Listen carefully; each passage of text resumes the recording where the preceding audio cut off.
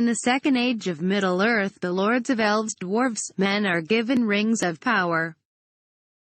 Unbeknownst to them, the Dark Lord Sauron forges the One Ring in Mount Doom, instilling into it a great part of his power, in order to dominate the other rings so he might conquer Middle-earth. A final alliance of men and elves battles Sauron's forces in Mordor. Isildur of Gondor severs Sauron's finger and the ring with it, thereby vanquishing Sauron and returning him to spirit form. With Sauron's first defeat, the Third Age of Middle-earth begins. The ring's influence corrupts Isildur, who takes it for himself and is later killed by orcs. The ring is lost in a river for 2,500 years until it is found by Gollum, who owns it for over 4.5 centuries. The ring abandons Gollum and it is subsequently found by a hobbit named Bilbo Baggins, who is unaware of its history. 60 years later, Bilbo celebrates his 111th birthday in the Shire, reuniting with his old friend, the wizard Gandalf the Grey. Bilbo departs the Shire for one last adventure, and he leaves his inheritance, including the ring, to his nephew Frodo.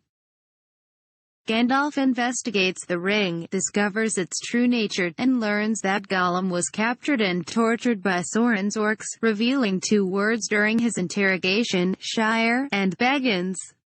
Gandalf returns and warns Frodo to leave the Shire.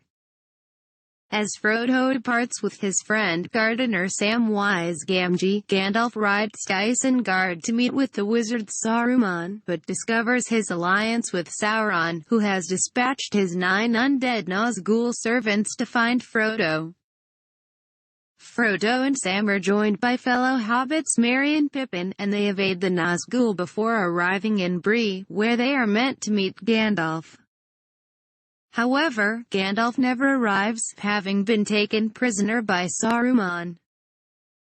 The hobbits are then aided by a ranger named Strider, who promises to escort them to Rivendell. However, they are ambushed by the Nazgul on Weathertop, and their leader, the Witch King, stabs Frodo with a Morgul blade.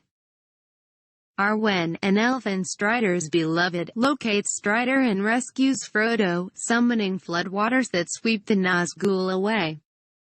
She takes him to Rivendell, where he is healed by the elves. Frodo meets with a Gandalf, who escaped Isengard on a great eagle.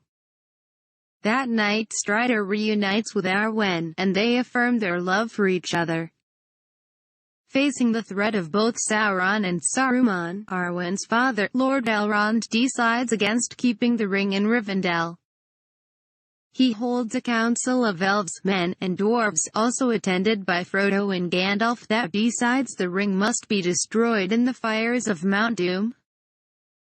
Frodo volunteers to take the ring, accompanied by Gandalf, Sam, Merry, Pippin, Elf Legolas, Dwarf Gimli, Boromir of Gondor, and Strider, who is actually Aragorn, Isildur's heir and the rightful king of Gondor. Bilbo, now living in Rivendell, gives Frodo his sword Sting, and a chainmail shirt made of mithril. The Fellowship of the Ring makes for the Gap of Rohan, but discover it is being watched by Saruman's spies. They instead set off over the mountain pass of Caradhras, but Saruman summons a storm that forces them to travel through the mines of Moria. After finding the dwarves of Moria dead, the Fellowship is attacked by orcs and a cave troll. They hold them off but are confronted by Durin's Bane, a Balrog residing within the mines. While the others escape, Gandalf fends off the Balrog and casts it into a vast chasm, but the Balrog drags Gandalf down into the darkness with him. The devastated Fellowship reaches Lothlorien, ruled by the Elf Queen Galadriel, who privately informs Frodo that only he can complete the quest and that one of his friends in the Fellowship will try to take the ring. Meanwhile, Saruman creates an army of Uruk-hai in Isengard to find and kill the Fellowship. The Fellowship travels by river to Parth Galen. Frodo wanders off and is confronted by Boromir, who tries to take the ring as Lady Galadriel had predicted. Uruk-hai scouts then ambush the Fellowship, mortally wounding Boromir as he fails to stop them from taking